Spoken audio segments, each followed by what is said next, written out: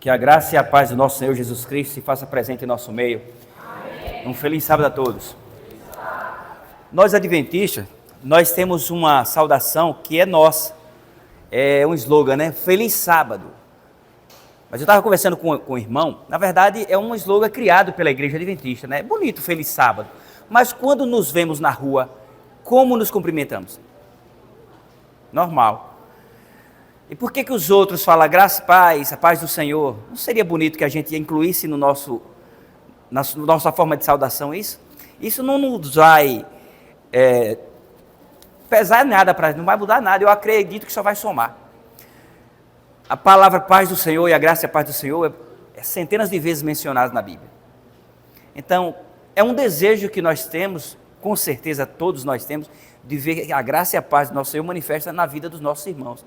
Então eu acredito que é muito importante a gente incluir, além do feliz sábado, feliz semana, a graça e a paz do Senhor Jesus Cristo. A não ser que você não deseje isso para o seu irmão, então aí você fica em paz, tá bom? Só acho difícil você não desejar paz para os outros e viver em paz. Agradeço a Deus por esta oportunidade. Hoje é o primeiro sábado, né, do mês, do ano. E na verdade, eu me convidei, por sugestão do irmão Leandro, a pregar aqui nesse primeiro do ano. Esse ano eu não vou pregar em outras igrejas, vou estar aqui todos os sábados, eu vou tirar uma folga, né? É o primeiro sábado do mês. Não, todos os sábados desse mês, os primeiros sábados do mês de janeiro eu vou estar aqui. Eu não peguei agenda, vou ter só o Caleb para a gente fazer, tá bom? E por que eu me convidei praticamente para pregar no primeiro sábado? Porque eu reassumi a direção de ministério pessoal aqui da nossa igreja, junto com o irmão Valnei, e nós queremos contar com toda a igreja para poder esse ministério avançar. Não só esse, todos. O ministério pessoal, ele é um ministério bombril. Ele tem 1001 utilidades dentro da igreja. Ele é para auxiliar em todos os outros departamentos. Auxiliar. Então é muito importante que nós sejamos participativos em todos os outros. Porém, participativo não é invasivo. É a gente pedir, disponibilizar ajuda e entender que essa causa, a missão é de Cristo. E aquele que também precisa da ajuda, que tem a humildade de receber como ajuda. Né? Porque o mérito não é do coordenador, não é do diretor, não é do líder. O mérito é de Cristo. Tá bom? Então nós queremos nos empenhar como igreja, para que esse ano tenhamos frutos. Amém? Amém. Não é para a honra de Gil da Barraca. Eu lembro que uma vez, um energúmeno, eu não podia nem falar isso, que energúmeno quer dizer endiabrado, disse, se Gil sair do São Luís, a igreja fecha. Eu digo, você está doido? Eu saí uma vez e prosperou do mesmo jeito. E eu não quero ter que provar a segunda para lhe mostrar que você está enganado. A igreja do São Luís é um conjunto de membros, não é uma pessoa só. E por isso Deus permitiu que eu saísse. A igreja funcionou normalmente, não foi? Mudou nada. Mudou na minha vida, porque foi um pouco ruim para mim, né? Eu me vi em situações meio difíceis. Voltei a fazer coisas que não queria fazer mais. Por que eu estou falando isso? Para você entender que você, esteja ou não na igreja, a obra será feita. Você seja ou não líder, a obra será feita. Você aceita ou não o chamado, a obra será feita. O Gil, o Leandro, o Florimar, o Daniel, ou quem quer que seja, o Preta, se você recusar, Deus providencia outro. Amém? Amém? Pois é, que não tem aqui negócio de ninguém melhor do que ninguém. Então, se Gil estiver na igreja, a obra vai ser feita, se não tiver, vai ser feita. É bom que todos nós estejamos, né? Mas Deus não força ninguém, Ele convida. E a nossa mensagem de hoje tem a ver com isso, um convite. E a nossa relutância, às vezes, em aceitar. Eu relutei o ano passado, não aceitei, tive meus motivos, meus motivos particulares. Mas depois eu percebi que eu estava definhando na fé. E eu tive que voltar com o rabinho entre as pernas, com o modo de falar, e assumir o meu posto. E aqui eu estou para tentar somar junto com vocês. Amém? Eu quero agradecer a presença do nosso irmão Maico e Carol que nos visita. Eles já foram membros aqui dessa igreja, moram em São Paulo, né? E estão com a lindeza ali, que eles dizem que vão me dar de presente, aquele menino pequeno. Eu aceito, viu? Sejam bem-vindos, que Deus abençoe vocês. Quero também cumprimentar a Inha que nos visita. Inha, né? Eu esqueci o nome de Inha. Deixa, depois eu lembro. E tem mais alguém que nos visita aqui, que não seja adventista? Você? Seja bem-vindo. Quem mais? Gilmar, eu quero dar uma peia nele, tem um rapazinho lá. Seja bem-vindo, meu irmãozinho, que Deus te abençoe. Todos vocês sejam bem-vindos. Gilmar, eu vou lhe dar uma peia. Você não é visita, você é dessa igreja, só falta se batizar, amém? Eu quero ver você descendo as águas aqui, meu irmão. A hora certa, quem sabe é Deus, não é tu não, criatura? Vamos abrir as nossas Bíblias no livro de Êxodo, capítulo 3, por favor. É uma passagem muito conhecida, esse sermão eu creio que já foi pregado aqui várias vezes. Esse mesmo aqui por mim não, mas pela irmã Flor, esse tema, por vários pregadores. Só que cada um acha um ponto, né, que destaca mais.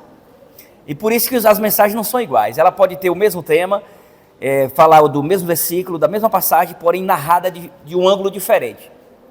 Eu te conto uma história aqui, Beto, e aí eu tenho certeza que tu vai contar para alguém ali, tu pode até contar igual, mas o terceiro já conta diferente. Isso não quer dizer que falta verdade, mas falta alguns detalhes. Nós temos como exemplo os evangelhos sinóticos, né? Mateus, Marcos e Lucas, que eles são bem parecidos.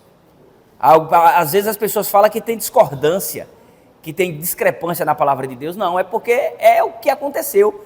O caso que um está relatando chamou mais a atenção dele aquilo que ele está expressando. O outro já fala daquilo que lhe chamou mais a atenção. Uns omitem algumas coisas e outros colocam mais. É igual um caso comentado. Então a Bíblia, ela é verdadeira. Eu não concordava antigamente, eu achava que tinha falha. Na verdade, a falha estava e está na concepção das pessoas, assim como estava na minha. Eu convido você nesse momento a fechar os seus olhos e levar o seu pensamento a Deus. Santo e soberano Deus, nosso Pai Criador, nosso Deus soberano, muito obrigado, Senhor Deus, porque iniciamos o ano na Tua presença. Tivemos um ano de lutas, de dificuldades, mas até aqui o Senhor nos ajudou. Eu quero de uma forma especial te agradecer por nossos irmãos em Cristo, todos que se fazem aqui presente. Que o Senhor possa, Senhor Deus, continuar o comando de suas vidas e de suas famílias aqui representadas. Eu quero de uma forma especial, Senhor, te pedir que cada um deles aqui possam se consagrar a Ti para fazer o Teu trabalho. Eu te peço de uma forma geral, de uma forma coletiva, mas também de forma individual. Todos nós temos um papel a desempenhar, todos nós somos úteis na Tua obra, na missão em que o Senhor nos confiou. E se aqui estamos, com certeza, é porque o Senhor também nos confiou a missão. E que possamos verdadeiramente, Senhor Deus, com o objetivo certo, com o propósito certo, colocarmos os pés na marcha e trilharmos todos na mesma direção. Por favor, Senhor, esteja conosco agora nesta manhã. Fala através da Tua palavra aos nossos corações. E ao compreendermos o recado que o Senhor tem para nós essa manhã, nos ajuda a pôr em prática. É o que te peço, nós suplicamos, em nome do Senhor Jesus Cristo. Amém. O irmão Wagner e a irmã Ana Paula estavam fazendo falta, viu? Eu quase chorei a semana passada, quando eu olhei do lado assim, não vi vocês, ó. Wagner disse que ia para a casa do pai, mas parece que ela estava na praia, porque está preto que só. Vamos à leitura? Êxodo capítulo 3, a partir do versículo 1. Eu gosto de ler a história, não toda, mas pelo menos uma boa parte, para que quem não tem um conhecimento, tenha. Eu sei que se eu lisse só um versículo aqui e tentasse pregar, ficaria melhor para muitos aqui. Mas eu faço questão de expor. Por isso que às vezes o sermão expositivo é melhor que você leia o texto quase todo. Apacentava Moisés o rebanho de Jetro, seu sogro, sacerdote de Midian. E levando o rebanho para o lado ocidental do deserto, chegou ao monte de Deus, a Horebe. Apareceu-lhe o anjo do Senhor, numa chama de fogo no meio de uma sarça. Moisés olhou, e eis que a sarça ardia no fogo, e a sarça não se consumia.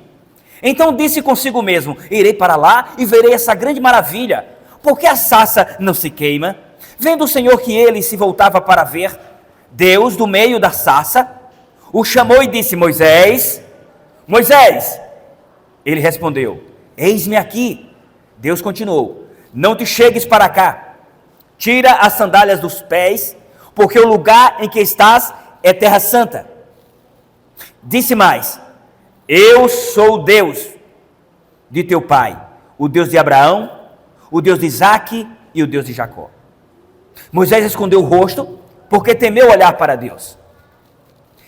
Disse ainda o Senhor: certamente vi a aflição do meu povo que está no Egito. Ouvi o seu clamor por causa dos seus exatores. Conheço-lhe o sofrimento. Por isso, desci a fim de livrá-lo da mão dos egípcios e para fazê-lo subir daquela terra a uma terra boa e ampla, terra que mana leite e mel. O lugar do cananeu, do eteu, do amorreu, do ferezeu, do eveu e do jebuseu. Pois o clamor dos filhos de Israel chegou até mim. E também vejo a opressão com que os egípcios os estão oprimindo. Vem agora e eu te enviarei a Faraó, para que tires o meu povo, os filhos de Israel, do Egito. Então disse Moisés a Deus: quem sou eu para ir a Faraó e tirar do Egito os filhos de Israel? Deus lhe respondeu: eu serei contigo, e este será o sinal que eu hei de te enviar. Depois de haveres tirado o povo do Egito, servireis a Deus neste monte. Disse Moisés a Deus: eis que quando eu vier aos filhos de Israel e lhes disser: o Deus dos vossos pais me enviou a vós outros, eles me perguntarem: qual é o seu nome? Que lhes direi? Disse Deus a Moisés: eu sou o que sou. Disse mais: assim dirás aos filhos de Israel: eu sou, me enviou a vós outros. Disse Deus ainda mais a Moisés: assim dirás aos filhos de Israel: o Senhor, o Deus de vossos pais, o Deus de Abraão, o Deus de Isaque e o Deus de Jacó, me enviou a vós outros. Este é o meu nome eternamente, e assim serei lembrado de geração em geração. Amém? História muito conhecida, dá muito pano para manga, mas nós vamos parar por aqui. Queridos, Moisés viveu 120 anos, o total dos anos vividos por Moisés foram 120 anos. 120 anos para alguém naquela época ainda tinha muito vigor. Eu creio que eu com meus 46, vou para 47 agora, eu acho que naquela época Moisés, já com 120 anos, eu acho que ele ainda tinha o mesmo vigor que eu tenho hoje, né? Eu acho que ele tinha até mais. Então o que acontece? Ele viveu 40 dos seus primeiros anos no Egito, como filho da filha de Faraó. A história é uma outra parte, né?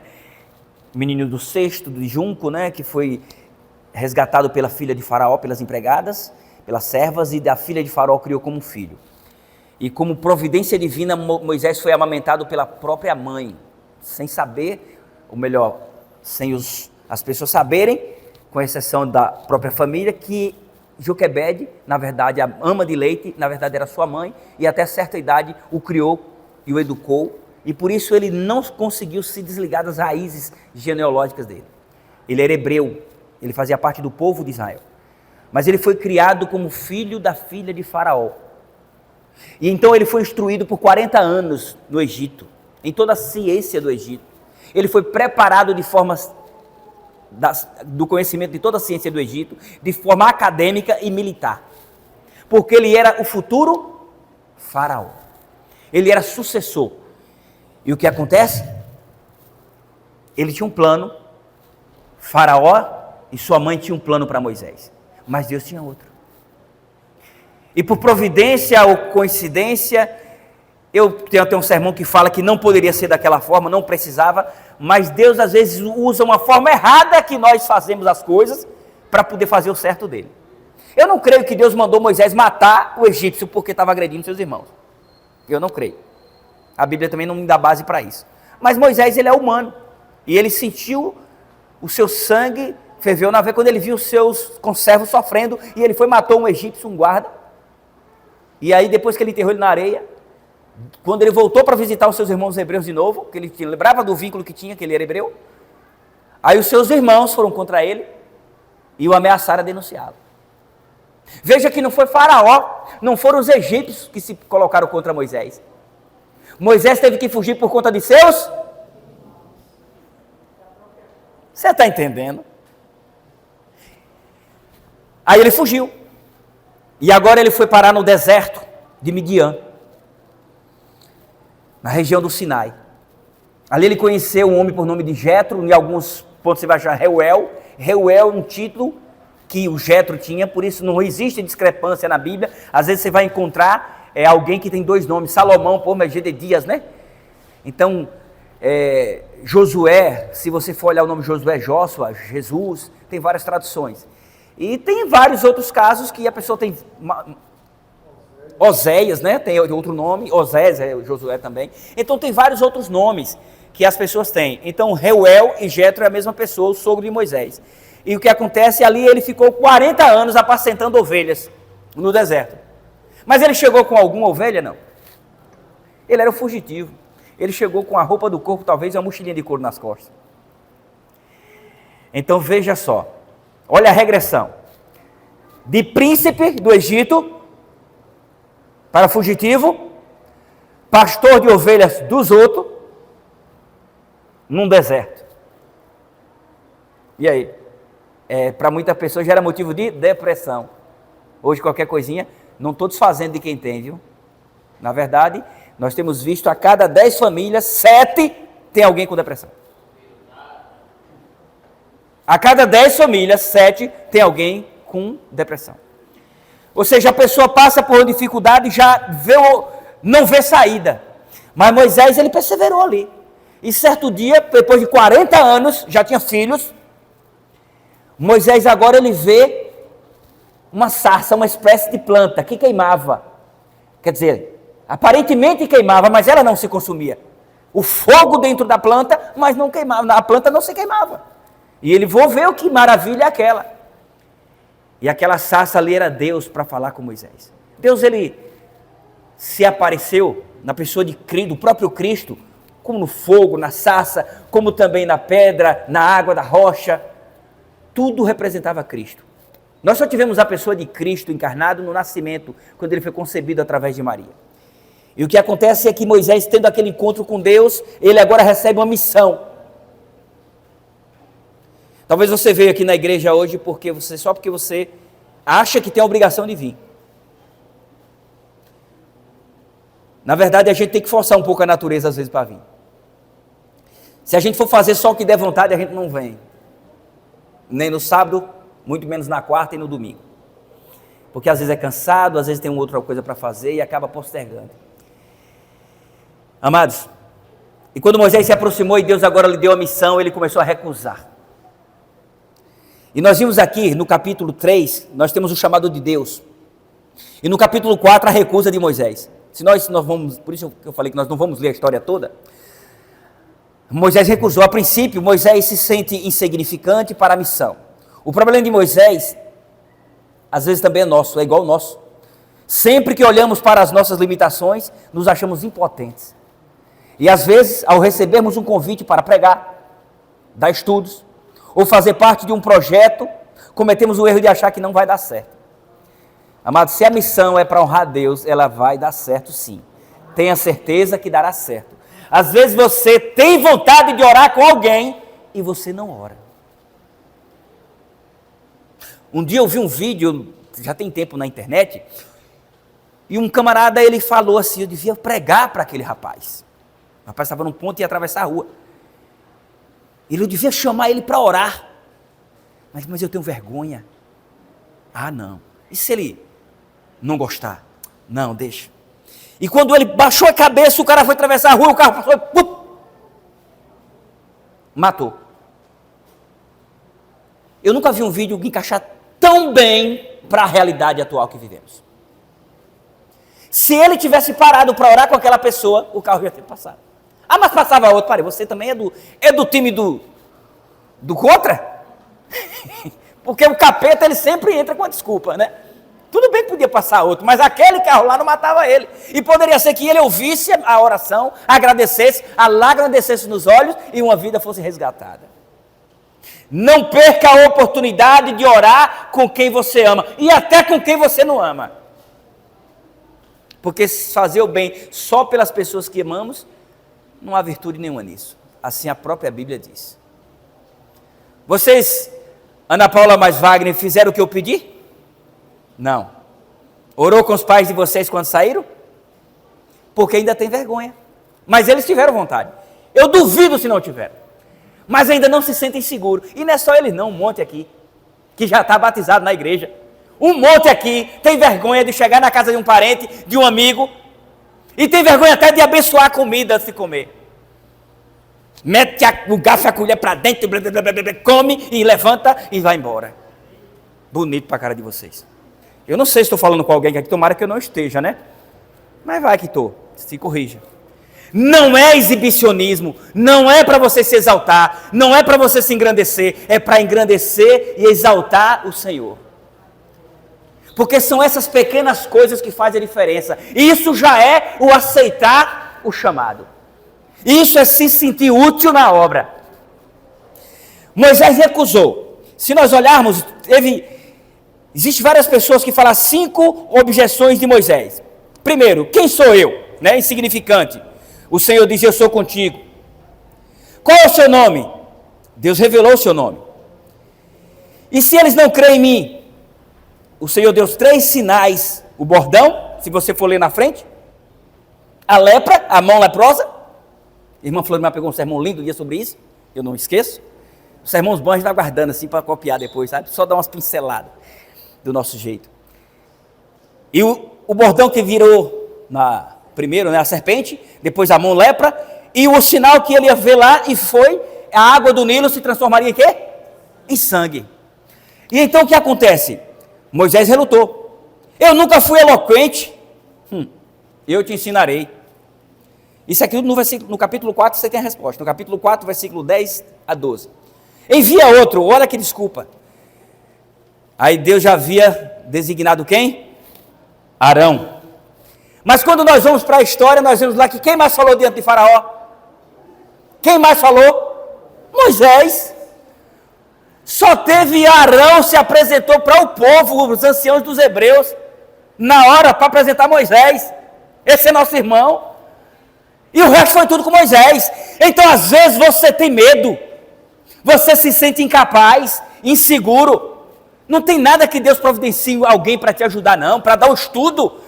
Pelo amor do Senhor Jesus Cristo, eu vou pedir para todos vocês, em nome de Jesus, monte a sua dupla de estudo bíblico, porque nós vamos começar a arrumar estudo. Eu vou fazer diferente, para a honra e glória do Senhor. Eu vou sair com cada dupla missionária. Se você, daqui até o final de janeiro, não conseguir um estudo, ou melhor, depois do Caleb, que vai ter estudo em nome de Jesus, se não tiver suficiente para empregar todas as duplas, eu vou convidar cada dupla missionária a ir comigo de porta em porta e oferecer o estudo. Se você tem vergonha, o Arão vai com você. Amém? Tem medo, o Arão vai com você. Eu estou muito longe de ser o Arão, né? Um sacerdote do Senhor, homem que foi íntegro. Mas é o modo de falar. Eu vou com você, mas quem vai falar é quem? Você.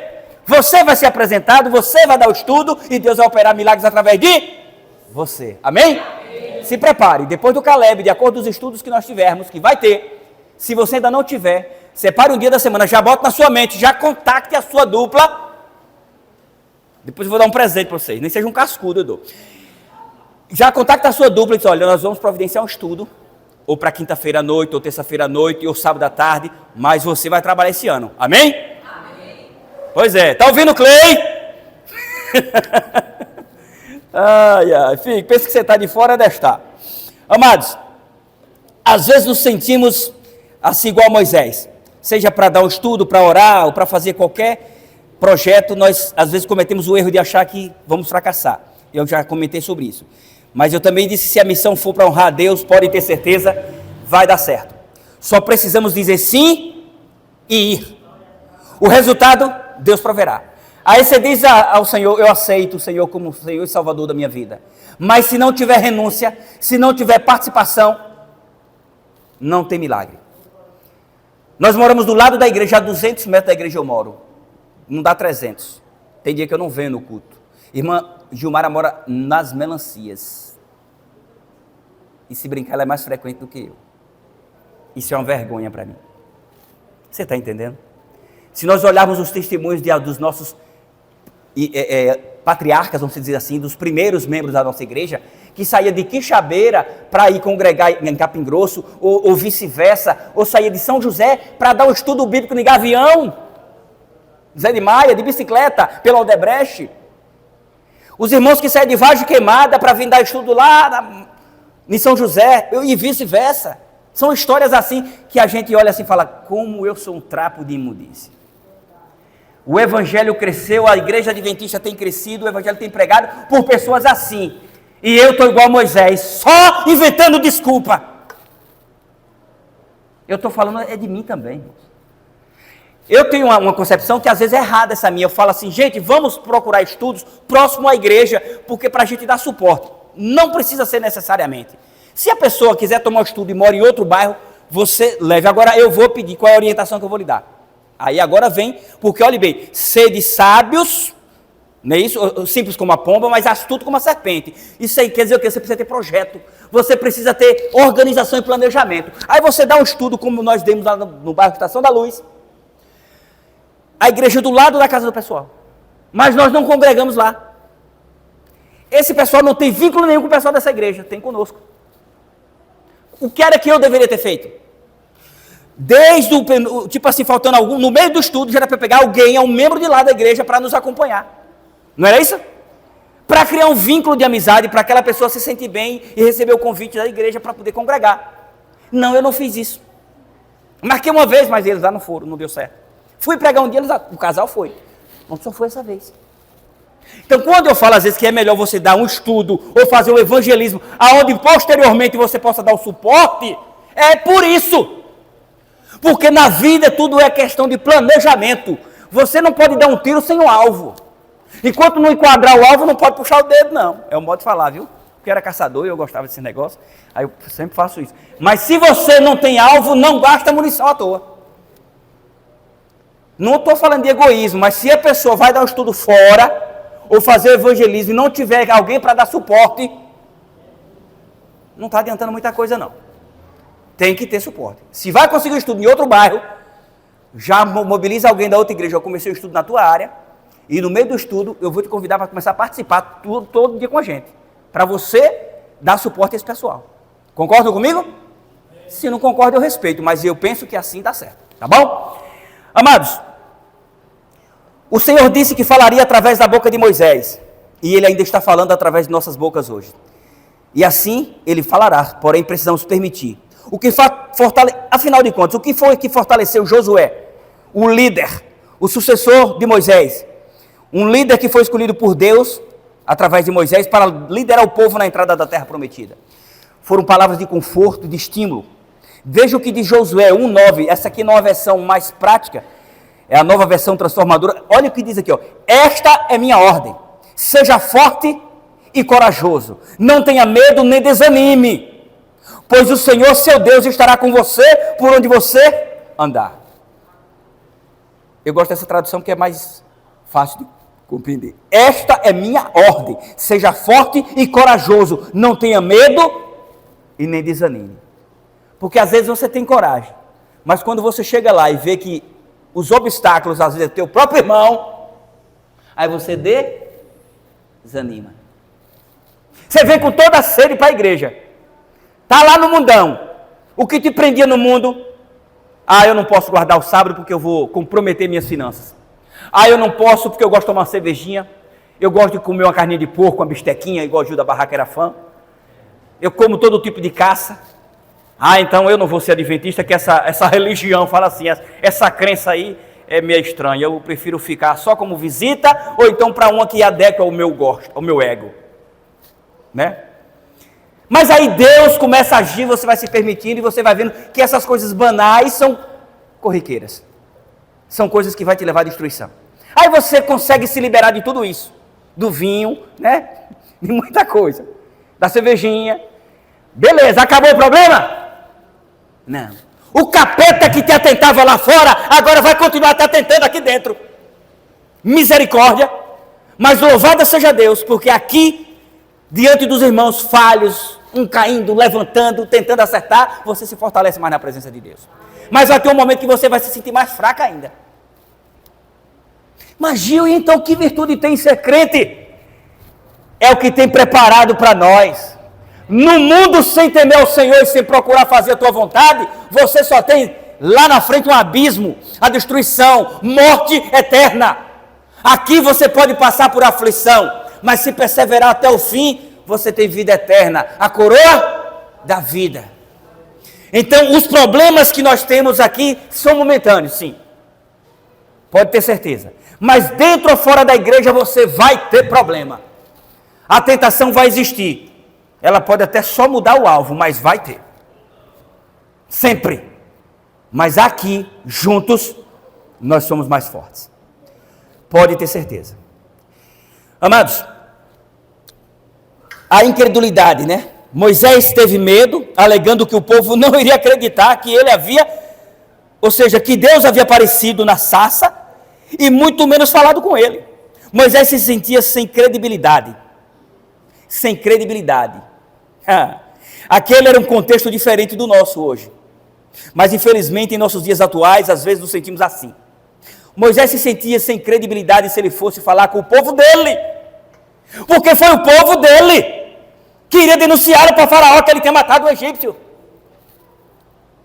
Aí ele agora levar uma mensagem de libertação e dizer que Deus, o Deus de seus pais, havia falado com ele.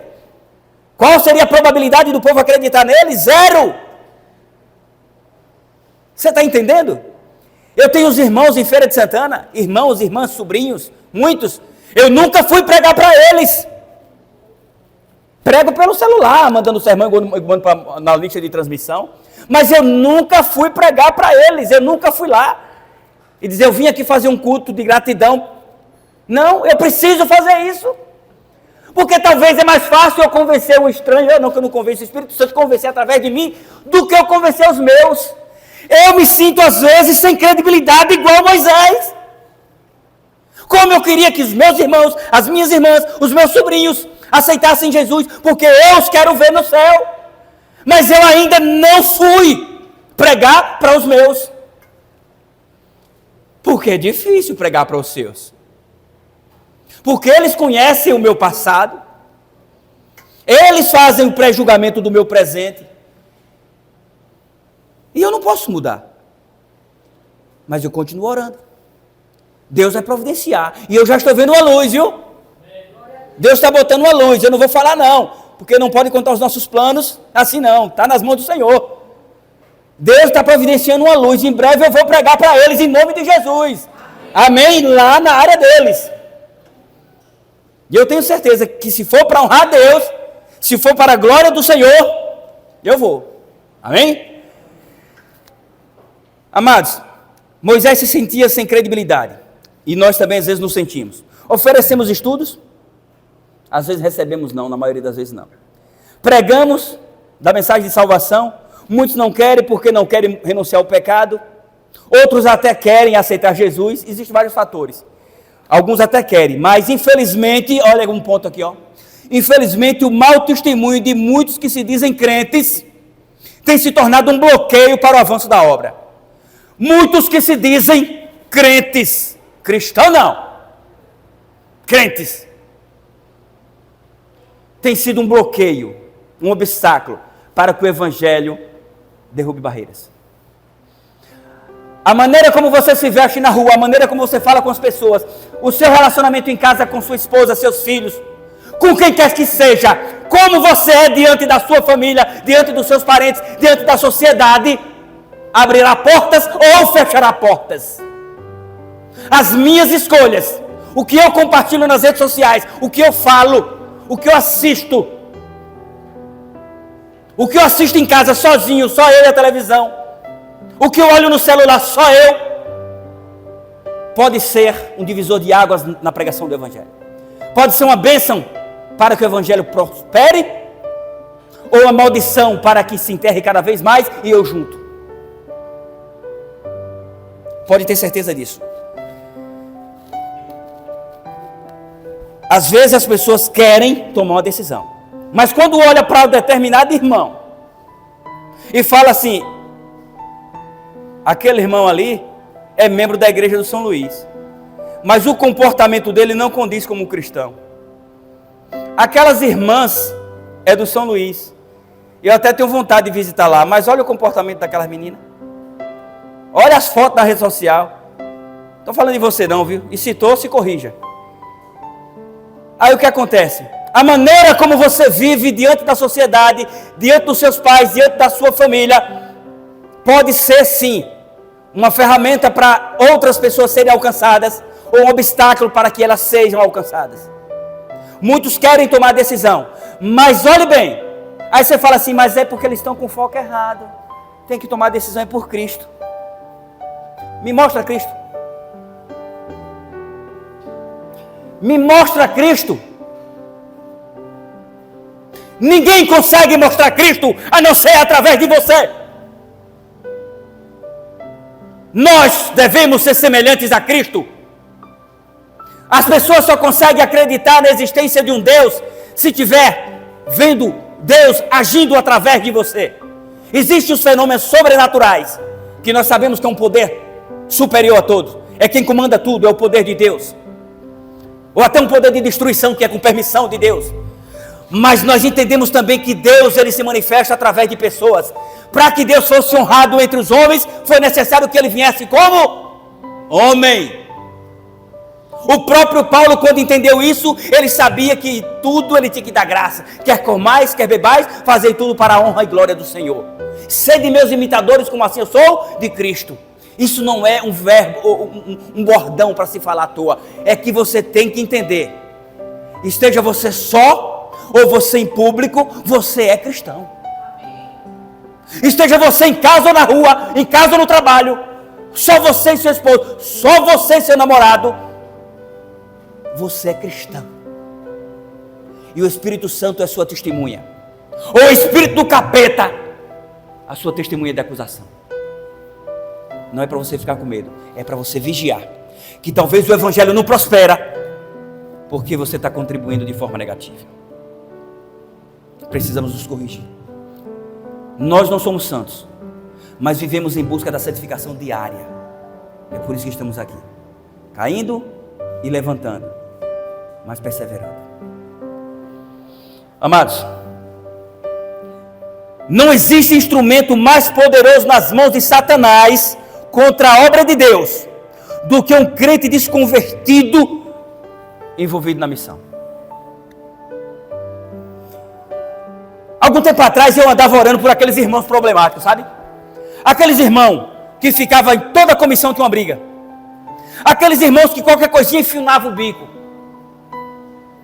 Graças a Deus que tem muitos que melhorou, graças a Deus. Mas ou melhorado por bem ou por mal, que eu descia o cacete, né? Mas tinha uns que a gente orava e o Espírito Santo dizia do lado, para de orar. Eu estou para tirar esse cão de dentro da igreja e tu quer que eu deixe?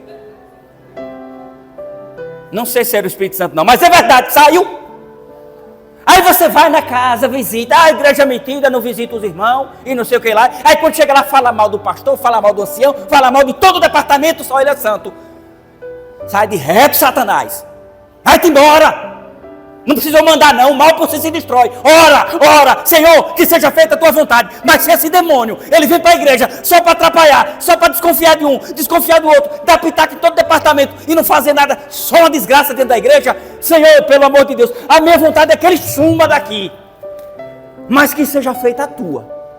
Transforma o coração dele ou o meu para aceitar ele, porque está difícil.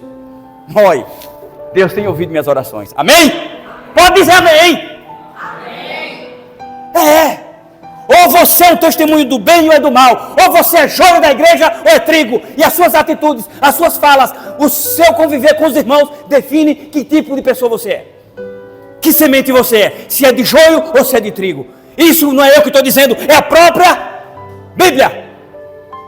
Jesus tinha os 12 lhe acompanhando, só no final que foi decidido quem era Judas, que era o que? Um joio. E depois outros e outros e outros e outros. Aí você acha que acabou Judas? Você acha que acabou o joio? Sabe quando vai acabar o joio? Quando for colhido o trigo. Só não me compete nem a mim nem a você apontar como joio, porque pode ser que ele esteja se comportando como joio, mas é porque ele ainda não se aproximou do Senhor da colheita para virar trigo. E de repente Deus te usa como instrumento. E você ora por esse irmão, agora você vai lá e ora com ele. Eu sempre falo, ore pela pessoa, mas ore com a pessoa. Irmão, eu vim aqui orar por você. Por quê? Porque assim, eu tenho orado ao Senhor e Ele está me dizendo que você tem que melhorar, ou eu tenho que melhorar para lhe compreender. uma coisa ou outra. Então eu quero orar para que Deus possa trabalhar, para que eu não tenha ódio de você, nem você de mim, para que a gente possa congregar em paz, para que você entenda que esse bico fechado seu não vai resolver nada. Tu aceita orar para que Deus possa trabalhar nessa situação? Fala por que você vai orar e ora. E Deus vai agir, ou de um jeito ou de outro Ele vai agir. Apenas creia. Amados, é o que eu disse, não existe instrumento mais poderoso nas mãos de Satanás contra a obra do Senhor, contra a pregação do Evangelho, do que um crente desconvertido fazendo parte da missão. Então se consagre, nós vamos começar a missão Caleb. As nossas igrejas no mundo todo, no Brasil todo, vai estar envolvido na missão Caleb. Ore por nossa missão, da nossa igreja do São Luís e as outras igrejas, para que o Evangelho possa ser pregado e aceito pelas pessoas, para que as pessoas se arrependam dos seus pecados, e para que possamos ser testemunhas vivas, para que possamos ser verdadeiros cristãos, não por exibicionismo. Ah, se teve 10 batismos, pode ter um, mas que seja para a honra e glória do Senhor. E se não tiver nenhum, o nome de Deus vai ser honrado do mesmo jeito. Mas que possamos nos consagrar, sempre, sempre. Você só vai entender o que é ver uma pessoa resgatada do lamaçal do pecado, quando for alguém que você ama. Aí você vai entender a importância que tem. Faça pelas pessoas o que você gostaria que fizesse por você, por alguém que você ama. Faça que Deus providenciará alguém lá para fazer por você. Existem coisas que Deus abomina nos seres humanos. Provérbios 6,16 tem uma pequena relação, não quer dizer que são só esses 6 não. 6,16, não são só do 16 ao 19 não, tem muita coisa. Mas só para frisar aqui, 6 coisas que o Senhor aborrece, e a 7ª sua alma abomina. Quais são? Olhos altivos. O que é olhos altivos? É aquele que se acha a última bolacha do pacote. É o que olha para os irmãos com indiferença, se sente o melhor. Tudo o que ele faz é melhor, e o que os outros fazem, tudo é motivo de reprovação. Língua mentirosa. Você conta para ele uma história, aí ele faz um enredo. Aumenta com as palavras dele, faz, às vezes, uma mentirinha. Bota fogo e queima um roçado. É igual um palito de fósforo aceso num pasto de capim. Ou seja, mãos que derramam sangue inocente. Isso aí nem se fala, isso é um desastre. Coração que trama projetos iníquos. Pés que se apressam em correr para o mal, tanto para falar como para fazer. Compartilhar notícia falsa, compartilhar notícia ruim. Gente, tem pessoas que falam assim, irmã fulana, ou irmão fulano, vem ali, espera, morreu gente. Tem gente que é portador de más novas, ou boas novas do cão. Tu sabe que fulano está de câncer, tu sabe que fulana morreu, tu sabe que fulana botou chifre fulano, tu sabe que fulano traiu a mulher. Toda vez que você encontra com ele, é só destilando veneno para contar notícia ruim. Às vezes você pensa que falar o mal dos outros, você pensa que isso não é ruim para você. É. Cadê o canal de bênção que você é? Você só traz notícia ruim para entristecer as pessoas. Se não vai somar na vida das pessoas, só vai deprimir, cala a boca. Tu não é jornal? Você não faz parte da folha policial? Para que tanta notícia ruim? Não é agente funerária? Edifica as pessoas através de tuas palavras? Onde foi que eu parei? Mãos, corações, pés que se apressam a correr para o mal, testemunha falsa que prefere mentiras. Isso aí é a misericórdia. E o que semeia tendas entre irmãos. Esse aqui é o estupim do cão dentro da igreja. Pode ter certeza, essa obra é de Deus. Não importa o que você vai falar de Florimar, de Olivino, de Leandro, de Gil da Barraca, de Daniela, de qualquer líder. Não importa o que você vai falar. Se o que ele está fazendo não é para agradar a Deus, ele não vai permanecer de liderança de nada. Ou ela. Mas não serão as suas palavras que vai mudar o projeto de Deus. Moisés deu 5 justificativas para não fazer a missão. Você vai sim, eu te dei sinal, eu te dei poder, vou falar através de você, mas a obra será feita. E foi ou não foi? Foi. Até dentro, lá no deserto, na trajetória à terra prometida, os próprios irmãos de sangue de Moisés, Miriam e Arão, foram contra ele. Aí você está dizendo, meu pé está doendo? E o que é que Moisés pediu por Miriam? Mata, Senhor. E ela foi infectada com a praga, com a lepra, não foi? Moisés alegrou com aquilo, não?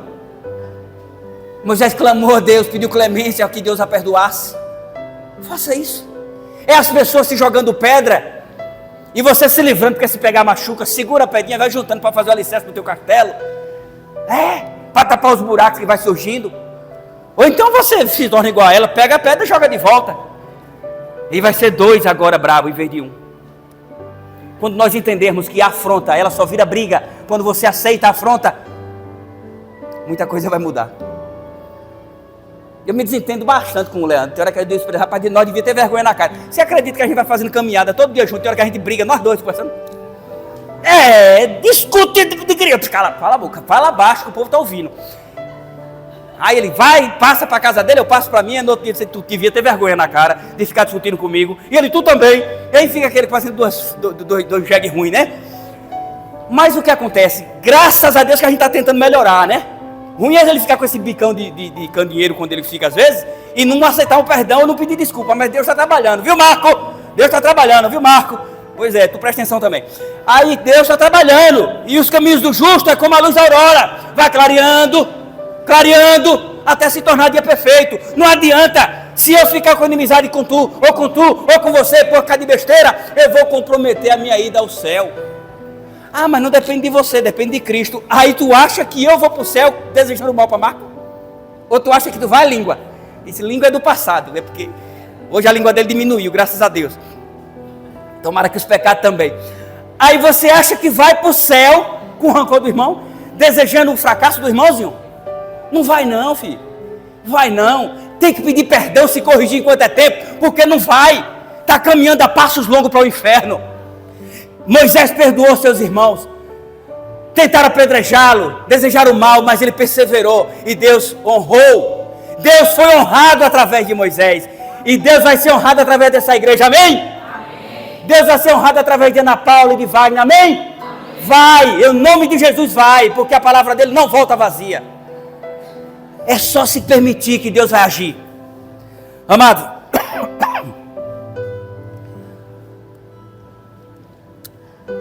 eu não tenho eloquência, eu não vou porque eu não sei falar. Moisés poderia não se achar o melhor orador, mas a sua recusa não era medo de falar. Na verdade, a sua recusa era medo dos seus irmãos. Ele sabia que Deus faria dele, ou melhor, ele mal sabia que Deus faria dele um dos maiores profetas, maiores pregadores que pôde existir. Foi um dos melhores. Ele não sabia disso. Mas para isso acontecer na vida de Moisés, ele teve que ir e se permitir. Então, para o milagre acontecer na sua vida, você precisa ir e permitir. Pode ter certeza.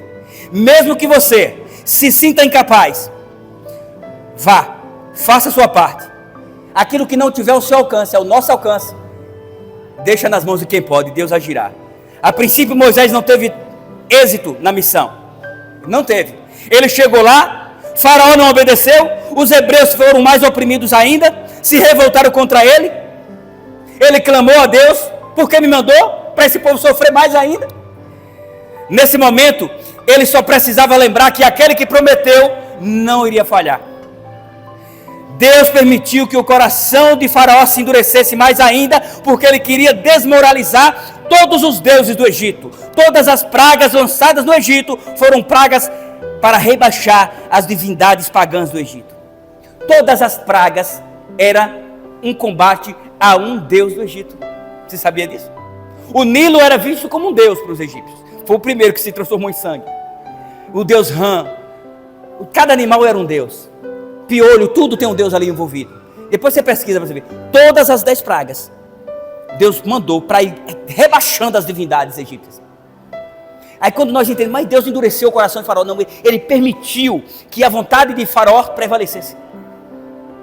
A vontade de Faraó não era, Deus não poderia manipular, ele poderia, mas ele não fez isso, manipular Faraó. Deus pode moldar os nossos pensamentos, mas manipular não. Ele vai mostrando, filho, é por aqui, mas ele deixa a escolha conosco. E ele mostrou a Faraó através de Moisés o que era que ele deveria fazer, mas Faraó fazia o quê? Ia lá, dava a palavra e voltava atrás, porque na verdade Faraó não queria liberar. E Deus, bom, mais uma prova que eu vou te dar, que teu Deus não vale nada, que não existe, só eu sou Deus, e toma ele praga. tome-lhe praga. Você está entendendo? Mesmo diante de tudo isso, o povo se revoltava e se rebelava contra Deus. Amados, para encerrar nossa mensagem, não dê desculpas para recusar a missão. O Senhor Jesus nos diz em Mateus 12:30. Presta atenção aqui, igreja. Ó. O Senhor Jesus nos diz em Mateus 12:30. Quem não é por mim, quem comigo não ajunta, a sua inércia, a sua falta de ação, a sua falta de participação, já é uma decisão. Mas não é do lado de Deus. Não se engane. Eu não vou participar do Caleb. Eu não vou participar de nada da igreja. Você é um forte candidato ao inferno. Você está militando do lado errado. Ou você se envolve na missão, ou você vai fazer a missão de Satanás. Ou mais cedo ou mais tarde você sai da igreja e você vira inimigo dessa igreja. Quem comigo não ajunta, espalha. Pode ter certeza. Ou você se envolve, ou você sai fora. Eu não tenho dúvida quanto a isso.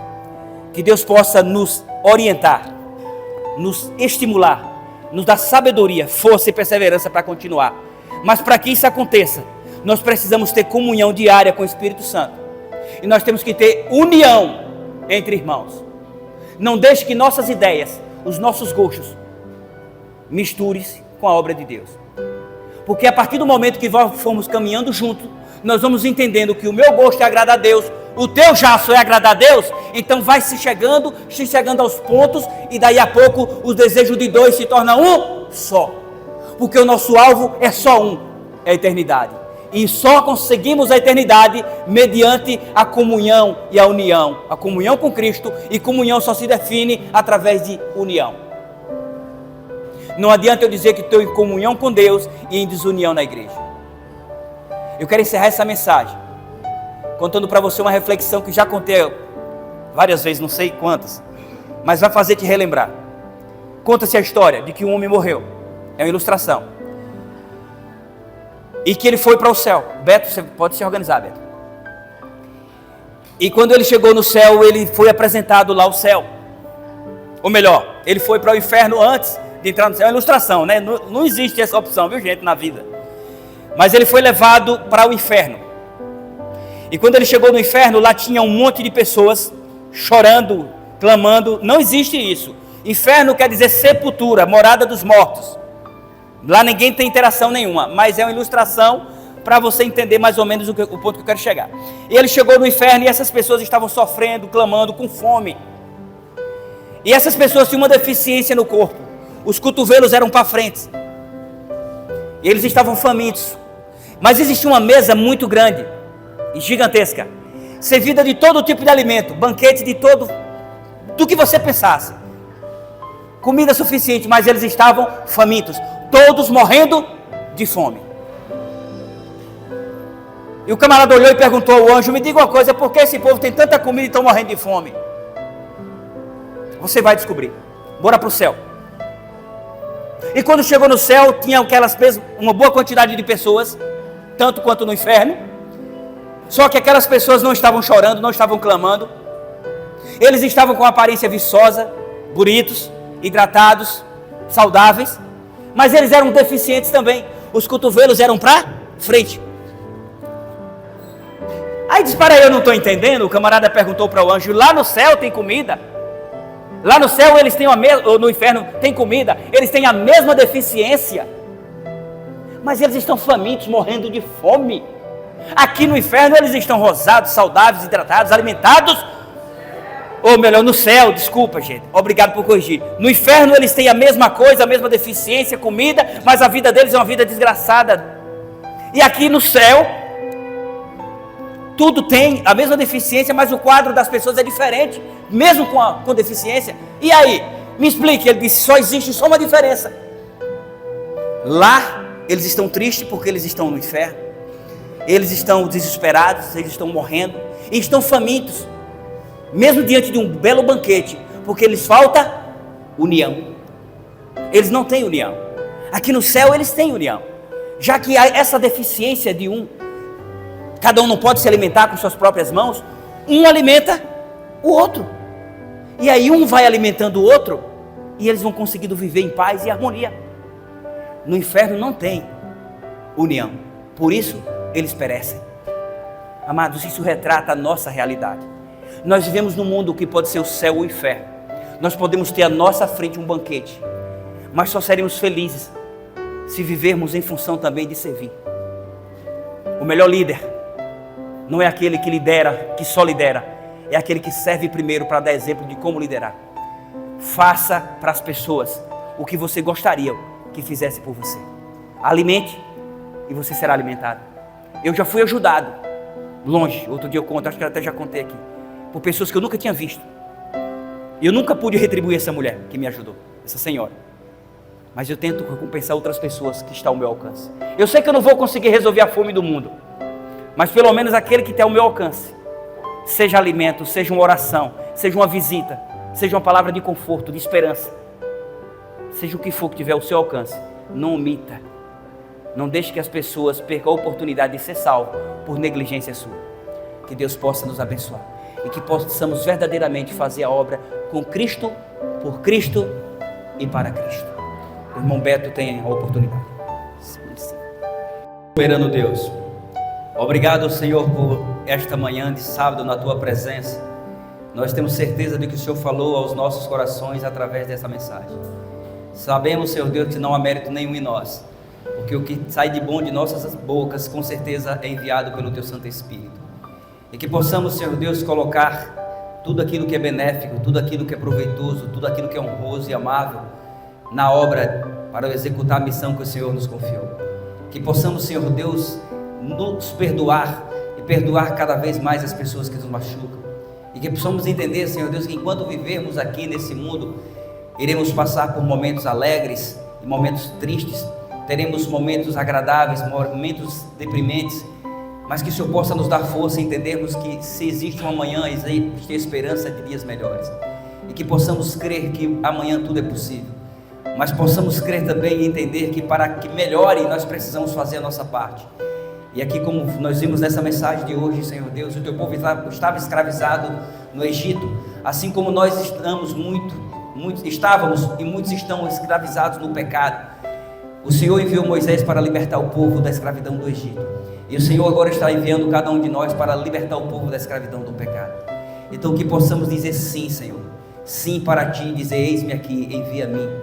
E que possamos, Senhor Deus, para honrar e glorificar o Teu santo nome, pregar as boas novas da salvação. Capacita a Tua igreja de forma coletiva e de forma individual. Que possamos ser verdadeiros adoradores, não por exibicionismo, não por exaltação, mas para honrar e glorificar o Teu santo nome. Perdoa os nossos pecados e nos dá um término de dia na Tua presença.